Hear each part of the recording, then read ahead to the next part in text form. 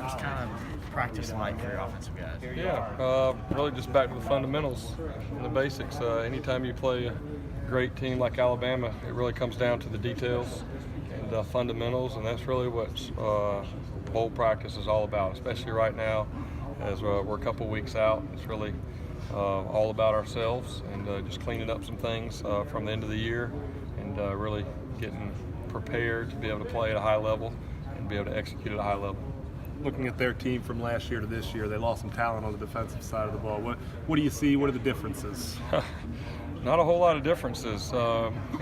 Played them 3 years in a row. I mean, obviously, I think every year we played them, they've been right there at the top defense in the country, and they just plug new guys in and keep playing. Very similar to kind of what we've been able to do defensively, be able to replace top talent with the next group of top talent. So, one thing you see that's common is, they make you earn everything that you get. There's no free yards available. They literally make you earn every single yard out there. Very gap sound, fundamentally and schematically. The last 3 years, they know what they're doing.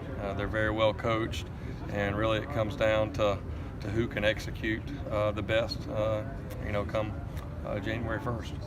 When you see Alabama on the other side there, is there a different change of mentality that from year one when you faced them versus year three? Obviously, it's 3 years in a row, so that's rare.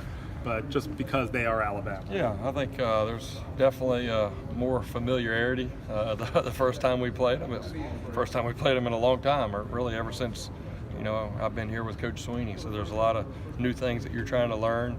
I think for both sides, we know each other very well. And, there's not a lot of tricking anyone and what they're doing or us being able to trick them. It's really just lining up and being able to execute at a high level versus the guy across from you. Jeff, Dabo says, obviously he had great expectations all along, but even he says it's kind of surreal and he has to pinch himself to see that, to be 3 years in a row. Is it like that for you, sort of?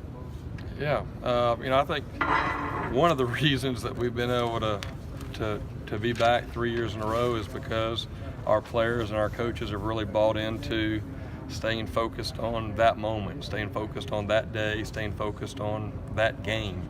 And, I think as coaches, you just kind of have your head down and then, all of a sudden you get to the end of the year and you look up and you go, wow, we're right back here, kind of where we belong. And that's, I think, what this team feels like now after doing it for 3 years is, we feel like this is where we belong. If we play up to our standard, this is kind of becoming the normal, and that's a great place to be as a program. And we haven't always been at that place where, playing in the playoff is kind of the new normal, but I think that's really the standard that has been set here year after year.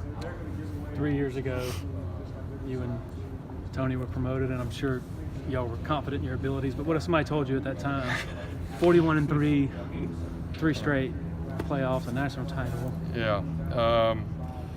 Obviously we had high expectations, and to be honest, there wasn't a whole lot of even thinking about that back then. I was kind of thinking about, well, what do we need to be doing today? What do we need to be doing tomorrow? And just kind of work our way. And, whenever Coach Sweeney called us in and told us that was his plan, we really all got together and said, hey, we're just going to kind of work through it together and kind of figure it out as we go. And, the big message that Tony and I shared with the offense the very first day that we were kind of promoted in that role was, hey, this is about you guys. This is the Clemson offense. This is not about, who's standing up here in front as a coach coordinating the offense. This thing is all about you guys, and it's our job to put you guys in the best position to succeed. And I think our guys have really bought into that. And, as coaches, we can only do so much. It really comes down to how those guys want to go to work every day, how they want to execute. And we've been very fortunate that, our guys have bought into it, and they've worked extremely hard.